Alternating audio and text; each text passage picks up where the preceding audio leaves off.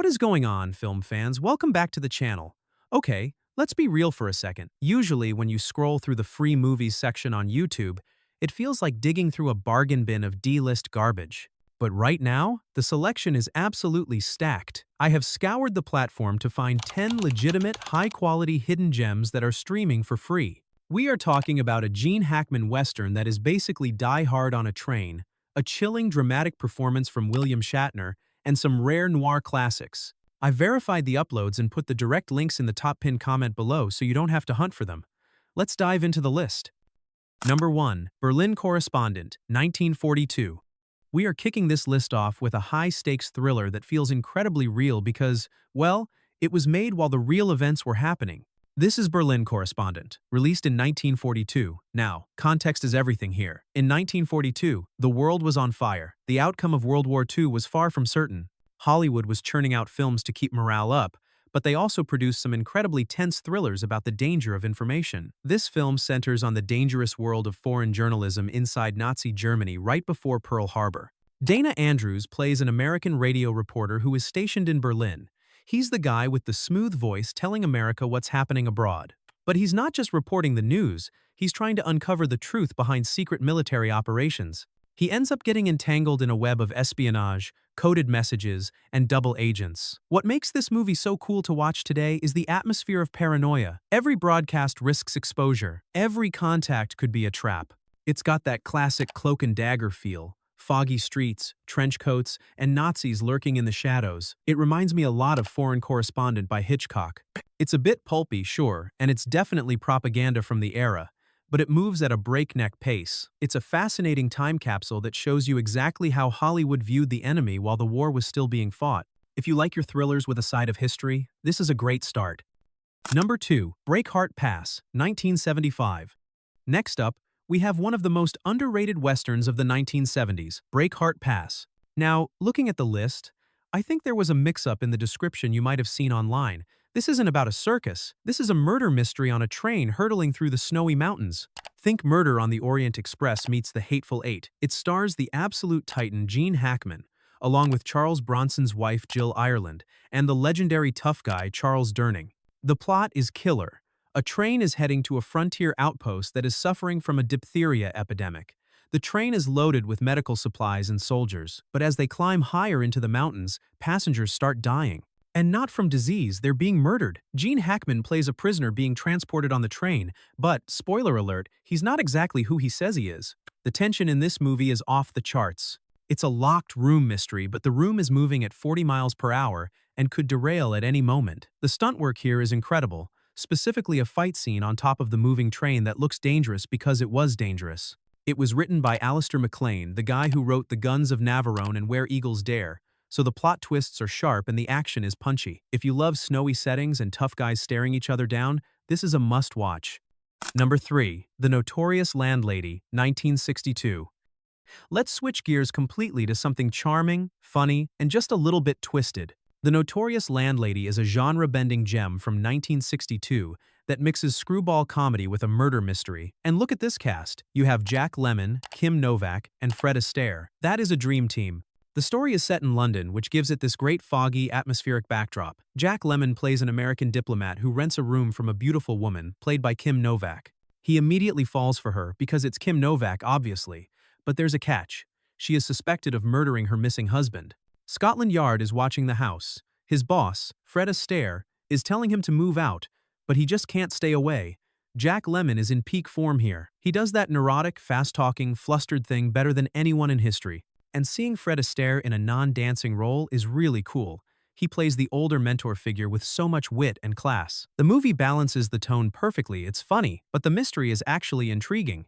It culminates in a chaotic, hilarious chase sequence at a seaside resort that feels like something out of a silent movie. If you want a cozy mystery that will make you laugh, this is the one.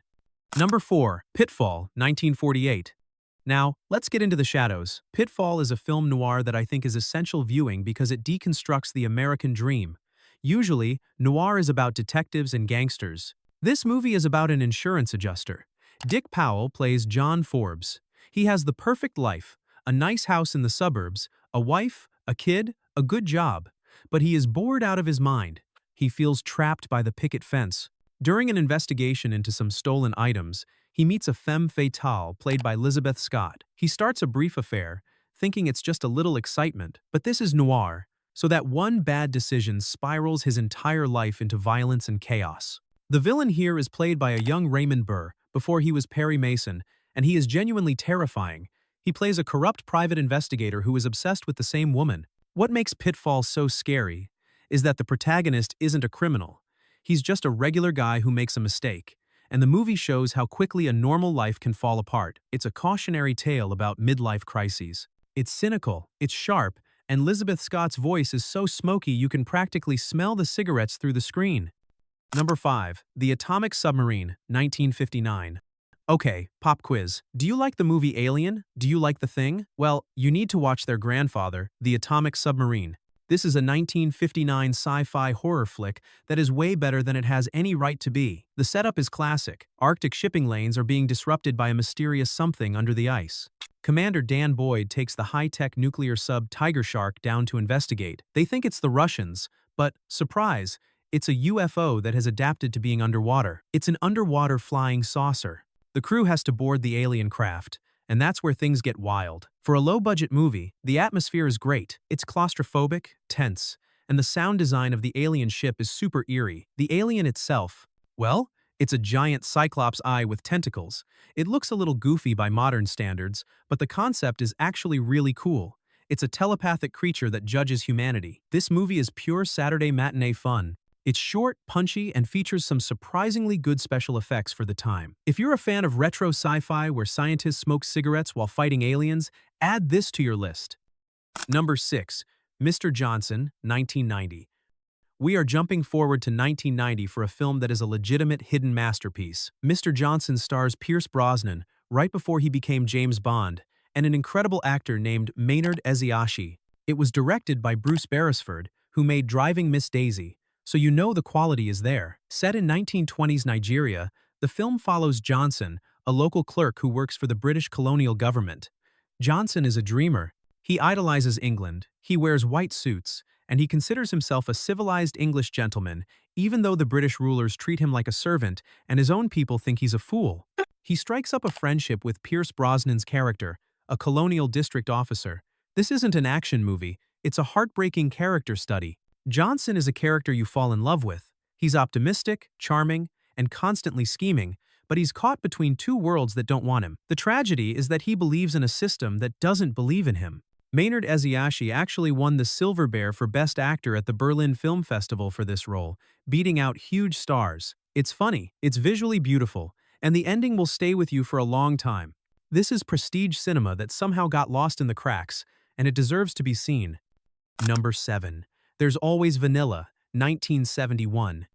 Here is a piece of trivia that will blow your mind. Who is George A. Romero? He's the father of the zombie movie, right? Night of the Living Dead, Dawn of the Dead. Well, in 1971, between making zombie movies, he directed a romantic comedy. Yes, you heard that right.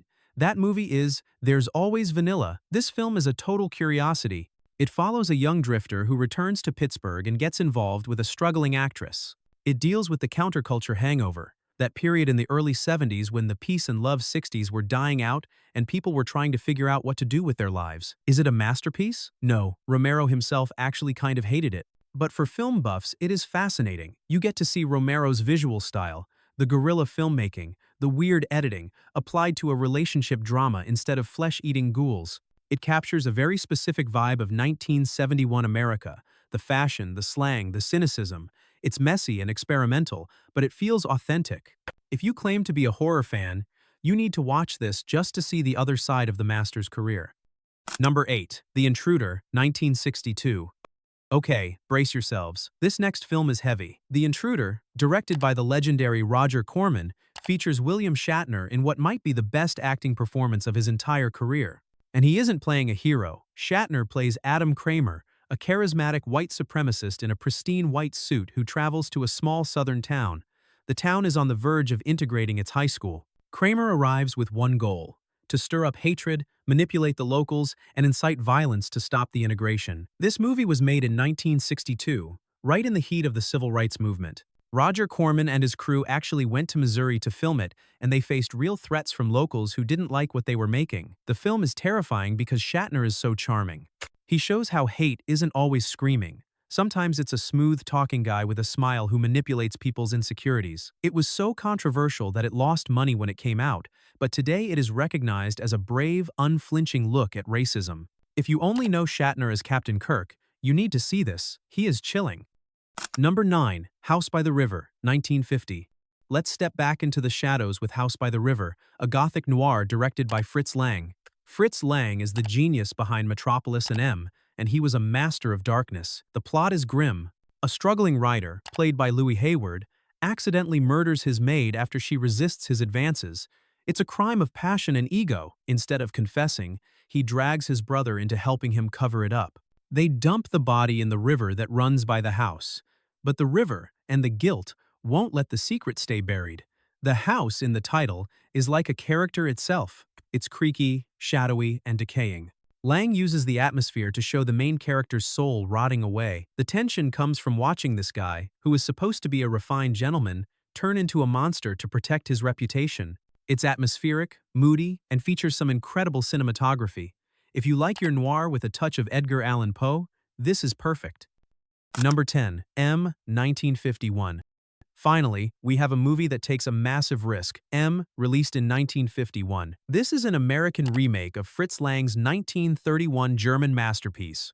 Now, usually, remaking a perfect movie is a terrible idea, but this version, directed by Joseph Losey, is actually incredible in its own right. The story is the same. A child killer is stalking the streets. The police can't catch him, so the heat comes down on the criminal underworld.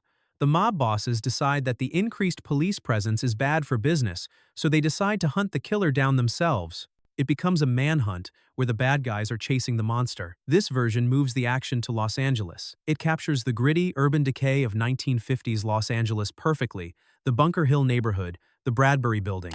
David Wayne plays the killer, and while Peter Lorre owns the role in the original, Wayne brings a different, pathetic kind of creepiness to it. The film is also historically important because the director, Joseph Losey, was blacklisted shortly after this for his political views. It's a film about mob mentality and persecution, made by a guy who was being persecuted. It's gritty, dark, and criminally overlooked compared to the original. And there you have it, 10 absolute bangers that are sitting in the YouTube free section right now, waiting for you to hit play. We went from Nazi Germany to the Wild West, from underwater aliens to 1950s Los Angeles.